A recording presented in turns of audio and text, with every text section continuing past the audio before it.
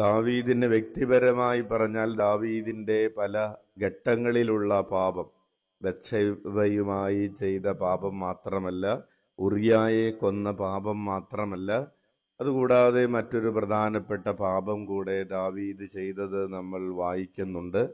ദാവീദ് ജനസംഖ്യ എടുത്തതിന്റെ പാപവും. അങ്ങ് മനുഷ്യൻ ഇതാ വീഴുന്നു, ദൈവം വീണ്ടും പണിതുയർത്തുന്നു. അവൻ വീണ്ടും വീഴുന്നു, ദൈവം പണിതുയർത്തുന്നു. പക്ഷേ അവന്റെ ഹൃദയത്തിൽ വീഴാതെ നിന്ന ഒരു കാര്യമുണ്ടായിരുന്നു. അത് ദൈവസ്നേഹവും ദൈവത്തോടുള്ള ഭയഭക്തിയും ദൈവാരാധനയും അവൻ വീഴാതെ സൂക്ഷിച്ചു.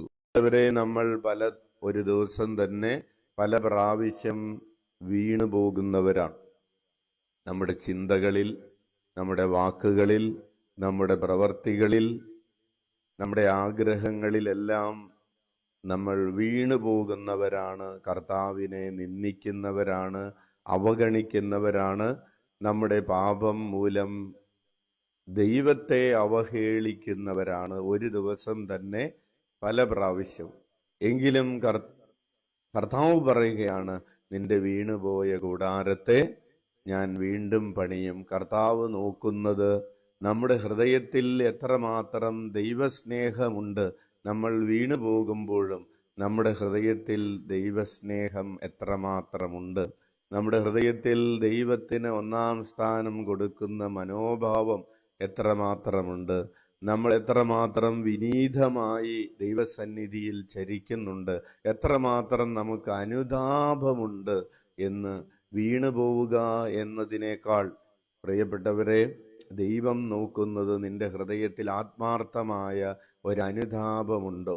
ഇനി ഞാൻ ഒരിക്കലും പാപം ചെയ്യുകയില്ല, ഇനി ഈ പാപം എനിക്ക് വേണ്ട, ഈ പാപത്തെ ഞാൻ വെറുത്തുപേക്ഷിക്കുന്നു എന്ന് പറയാൻ പറ്റുന്ന രീതിയിൽ നിന്റെ ഹൃദയത്തിൽ ആത്മാർത്ഥമായി ഒരു ദൈവസ്നേഹമുണ്ടോ എന്ന് ദൈവം പരിശോധിക്കുകയും, ദാവീദിൽ അപ്രകാരം ആത്മാർത്ഥമായ ഒരു ദൈവസ്നേഹമുണ്ട് എന്ന് കണ്ടെത്തി ദൈവം പറഞ്ഞു, നിന്റെ വീണുപോയ കൂടാരത്തെ ഞാൻ പണിതുയർത്തും.